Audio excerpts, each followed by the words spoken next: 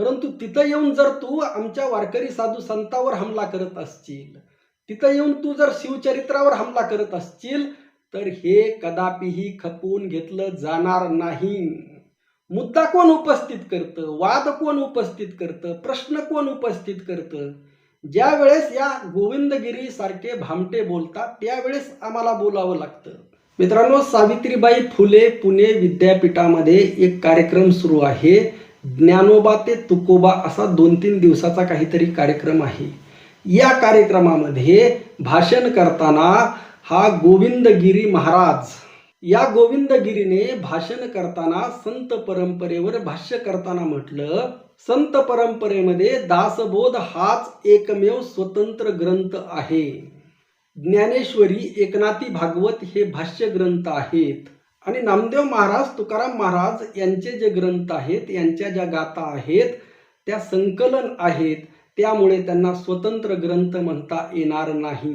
आता मित्रांनो, सोशल मीडियावरती मी ही क्लिप पाहिली. क्लिप पाहिल्यानंतर यूट्यूबला जाऊन त्या गोविंदगिरीचं पूर्ण 1 तासाचं भाषण पाहिलं.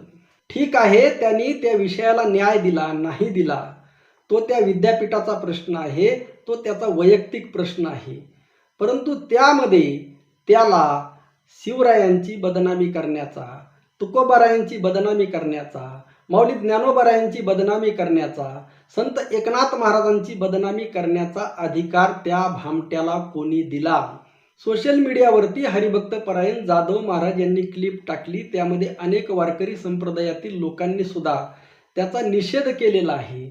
सगळेजण त्याला महाराज गोविंदगिरी तुम्ही चुकलात, तुमचा निषेध अशा पद्धतीने बोलत आहेत. परंतु मी या व्यक्तीला, याच्या अगोदर सुद्धा मी याच्या विरोधात 4-5 व्हिडिओ बनवलेले आहेत आणि प्रत्येक वेळेस याच्यासाठी एकच शब्द वापरलेला आहे आणि तो शब्द आहे भामटा.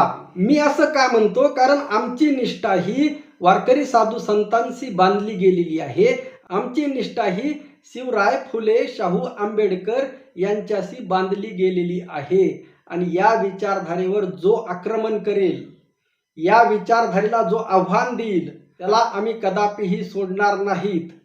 मी वारकरी संप्रदायाचा एक पाईक म्हणून लक्षात ठेवा, मी काही पोट भरू कीर्तनकार नाही. आज बघा, संपूर्ण महाराष्ट्रामध्ये ठिकठिकाणी अखंड हरिनाम सप्ताह सुरू आहेत. अगदी मोठमोठाले सप्ताह सुरू आहेत. मोठमोठाले नारळी सप्ताह होतील, जिथं लाखो लोक एकत्र येतील. लातूरमध्ये सुद्धा लाखो लोक एकत्र आलेले आहेत. परंतु कुठंही या गोविंदगिरी महाराजाचा निषेध होणार नाही. आता मी नाव घेऊन बोलणार आहे, लक्षात ठेवा. कोणाला राग येत असेल तर तो खुशाल येऊ द्या. आळंदी संस्थान असेल, देहू संस्थान असेल, लक्षात घ्या, यांची सुद्धा जिम्मेदारी आहे.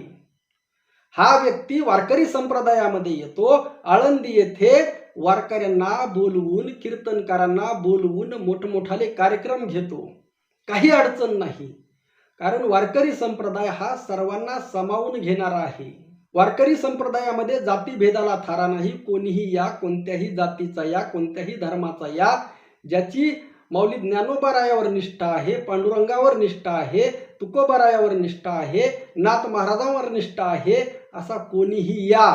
पण या निष्ठेच्या आडून याच्या मनातलं कपट जे आहे, हा डायरेक्टपणे छत्रपती शिवाजी महाराजांचा अपमान करतो. याच्या वेळेस सुद्धा याने अगोदर अनेक वेळा असा अपमान केलेला आहे. अगदी नरेंद्र मोदी यांच्या समोर अपमान केलेला आहे. जी वक्तव्य भगतसिंह कोश्यारी करतो, अगदी त्याच पद्धतीची वक्तव्ये याची असतात, परंतु अनेकांच्या लक्षात येत नाही. आता महाराष्ट्रासाठी रामदास स्वामी आणि छत्रपती शिवाजी महाराज यांच्याविषयी असणारा वादाचा विषय संपलेला आहे. लक्षात घ्या, रामदास स्वामी आणि छत्रपती शिवाजी महाराजांची कदापिही भेट झालेली नाही. हा विषय संपलेला असताना, ऐतिहासिक दृष्ट्या सिद्ध झालेला असताना, अगदी यांचा जो आदर्श कोण आहे, महाराष्ट्र भूषण पुरस्कार दिलेला, ज्याने शिवरायांची बदनामी केली, त्या पुरंदरेने सुद्धा मान्य केलेलं आहे की रामदास स्वामी आणि शिवरायांची भेट झालेली नाही. तसा कोणताही ऐतिहासिक पुरावा नाही. मग असं असताना हा वारंवार रामदास शिवाजी, त्या भाषणामध्ये सुद्धा ज्यावेळेस त्याने शिवाजी महाराजांचं नाव घेतलं, त्यावेळेस लगेच समर्थ रामदास, अरे बाबा, तू रामदास स्वामींचा उदो उदो कर. रामदास स्वामीविषयी आमच्या मनामध्ये कसलीही असूया नाही, त्यांच्याविषयी काही वाईट भावना नाही. मुद्दा कोण उपस्थित करतं, वाद कोण उपस्थित करतं, प्रश्न कोण उपस्थित करतं? ज्या वेळेस या गोविंदगिरी सारखे भामटे बोलतात त्यावेळेस आम्हाला बोलावं लागतं. जर तुम्ही नाहीत बोललात, तू स्वतंत्र बोल, रोज परिषदा घे, पुणे विद्यापीठामध्ये घे, संभाजीनगरच्या विद्यापीठामध्ये घे, अजून कोणत्या विद्यापीठामध्ये, कोल्हापूरच्या विद्यापीठामध्ये घे, कुठेही तू घे, रोज ये. आमच्या पोटामध्ये दुखण्याचं काही सुद्धा कारण नाही. परंतु तिथं येऊन जर तू आमच्या वारकरी साधू संतांवर हमला करत असशील, तिथं येऊन तू जर शिवचरित्रावर हमला करत असशील, तर हे कदापिही खपवून घेतलं जाणार नाही. लक्षात ठेवा, महाराष्ट्रामध्ये हे कोणी सहन करेल नाही करेल, मला याच्याशी काही देणं घेणं नाही, परंतु मी कदापिही हे सहन करणार नाही. गोविंदगिरी नीट लक्षात ठेव. वारकरी संप्रदायातील तमाम महाराज मंडळींना आव्हान आहे. तुम्हाला हे मान्य आहे का? शेवटी त्याची क्लिप तुम्हाला दाखवतो. व्हिडिओच्या शेवटी हा भामटा नेमका काय म्हटलेला आहे तुम्हाला दाखवतो, तुम्ही पहा. अरे, आमचे तुकोबराय स्वयंप्रज्ञ आहेत, हे सांगण्यासाठी प्रमाणाची गरज नाही. आम्ही त्या तुमचा जो विधी आहे ब्रह्मदेव, त्याचे सुद्धा बाप आहोत, हे ठणकावून सांगण्याची ताकद आमच्या तुकोबरायामध्ये आहे. तुका म्हणे आम्ही विधीचे जनिते, स्वयंभू आयते केले न हो, हे सांगण्याची धमक तुकोबरायांची आहे. आमचं ज्ञान हे कोणाकडून उसनं घेतलेलं नाही, ते आम्ही स्वतः तयार केलेलं आहे. ते आम्हाला परंपरेने जरी प्राप्त झालं असलं तरी ती आमच्या वाडवडिलांची परंपरा आहे आणि आम्ही हे स्वतः विकसित केलेलं आहे. हे आम्ही स्वतः अनुभवातून घेतलेलं आहे, अनुभव सिद्ध आहे. मीच मज व्यालो पोटा आपुली आलो, हे आम्ही आमच्यामध्ये हा बदल घडवून आणलेला आहे स्वतःमध्ये. हे तुमच्याकडून उसनं घेण्याची गरज नाही. जगामध्ये कोणतंही साहित्य आणा, तुमचं रामदासी साहित्य तर पासंगालाही पुरत नाही. लक्षात ठेवा, आम्हाला त्याबद्दल बोलायचं नसतं, कदापिही बोलायचं नसतं. का बोलायचं नसतं? काय म्हणतात रामदास स्वामी? असो ब्राह्मण सुरवर वंदिती, तेथे मानव बापुडा किती, झाला ब्राह्मण मूढमती तरी तो जगत वंद्य. हा विषमतावादी विचार, हा जात वर्चस्वाचा विचार, हा रामदास स्वामींकडे आहे. आम्हाला सगळं माहीत आहे, परंतु आम्ही बोलत नाहीत. कारण एक मोठा घटक, समाजाचा एक मोठा घटक रामदास स्वामींना जर मानत असेल तर तो त्यांना संविधानाने दिलेला अधिकार आहे. तुम्ही त्यांचा उदो करा, त्यांच्या रोज आरत्या करा, रोज पूजा करा, रोज व्याख्याने करा, रोज कीर्तन करा, आमचा कसलाही विरोध नाही. मी सुद्धा माझ्या कीर्तनामध्ये रामदास स्वामींचे जे चांगले श्लोक आहेत ते 100% सांगत असतो. अनेक चांगले श्लोक आहेत. उदाहरणार्थ, जे जे आपणासी ठावे ते ते इतरासी सांगावे, शहाणे करून सोडावे सकळ जन. किती छान सांगितलं आहे रामदास स्वामींनी, ते सांगा लोकांना. परंतु तुम्ही जर असा खोटा इतिहास सांगाल, जर रामदास स्वामींचा शिवरायांशी संबंध ओढून ताणून नसतानाही सांगाल, जर तुम्ही रामदास स्वामींना श्रेष्ठ सिद्ध करण्यासाठी आमच्या ज्ञानोबरायांना, तुकोबरायांना, नाथ महाराजांना खाली ढकलण्याचा प्रयत्न कराल, तुम्हाला ज्ञानोबराय का चालत नाहीत? कारण ज्ञानोबरायांची मुंज झाली नव्हती, त्यामुळे ज्ञानोबरा हे बहुजन आहेत. तुम्हाला संत एकनाथ महाराज त्या काळामध्ये सुद्धा चालले नव्हते, तर आज कसे चालतील? कारण संत एकनाथ महाराज हे समतेच्या बाजूने होते, विषमतेच्या नाही. खरे संत पदाला पोहोचलेले व्यक्ती होते संत एकनाथ महाराज. असे नाथ महाराज जे जातीअंताच्या बाजूने होते, लक्षात ठेवा, असे संत एकनाथ महाराज. त्यामुळे तुम्हाला कदापिही पचत नाहीत. आणि जे रामदास स्वामी तुम्हाला पचतात ते खुशाल पचू द्या, आमचा कसलाही आक्षेप नाही. खुशाल पचू द्या. तुम्हाला म्हटलंय ना, आम्ही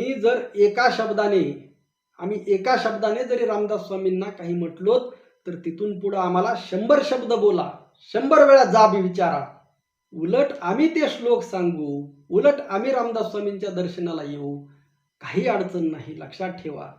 परंतु खोटा इतिहास सांगणं बंद करा, आमच्या साधू संतांची बदनामी बंद करा, छत्रपती शिवरायांची बदनामी बंद करा. एवढं साधं सोपं सरळ सांगणं आहे.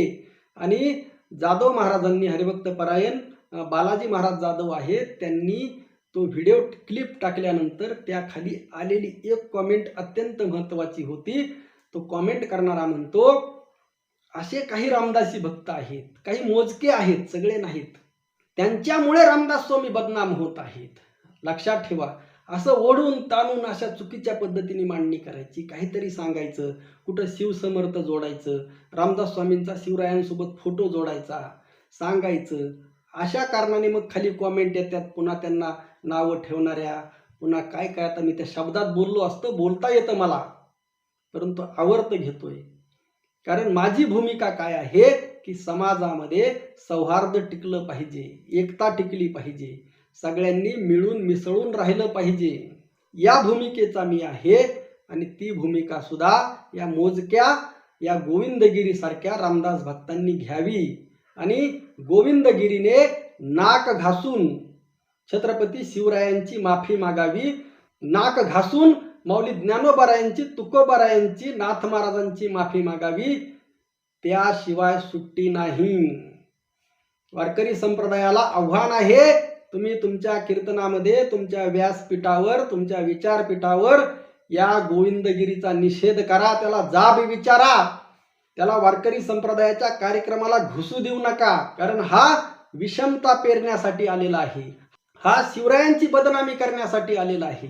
अरे महाराष्ट्रामध्ये शिवरायांचं नाव घेऊन अनेक कीर्तनकार पोट भरत आहेत, अशा वेळी ते तोंडातून ब्र शब्द सुद्धा काढत नाहीत. लक्षात ठेवा. त्यामुळे तुम्हाला जर शिवरायांचा खरा इतिहास माहिती हवा असेल, आणि तो सुद्धा धाडसाने सांगण्याची हिंमत मी ठेवतो, कारण मी सत्य बोलतो, पुराव्यासहित बोलतो. जे बोलतो, लक्षात ठेवा, तुम्ही सुप्रीम कोर्टात जरी गेलात तरी माझ्याकडे ठोस पुरावे असल्याशिवाय मी तोंडातून एक शब्द सुद्धा काढत नाही. इतक्या ठामपणे मी बोलतो. तुमच्या गावामध्ये, शहरामध्ये कीर्तनासाठी माझ्याशी संपर्क करण्यासाठी तुम्हाला डिस्क्रिप्शनमध्ये माझा नंबर दिलेला आहे. अगोदर हा गोविंदगिरी नेमका काय म्हटलेला आहे ते सुद्धा पहा.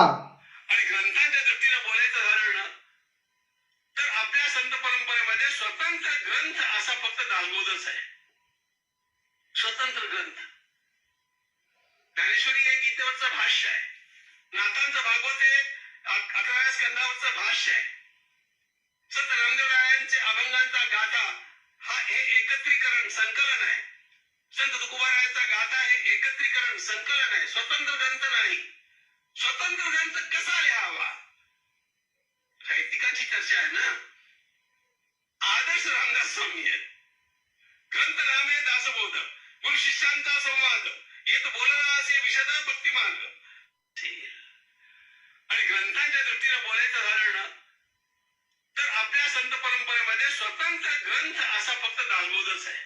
मित्रांनो, जास्तीत जास्त व्हिडिओ शेअर करा, जमलं तर त्या गोविंदगिरीला हा व्हिडिओ पाठवा, आणि त्याचा नंबर कोणाकडे असेल तर तो कॉमेंटमध्ये नक्की कळवा. रामकृष्ण हरी. जय जगद्गुरु. जय शिवराय. जय भीम.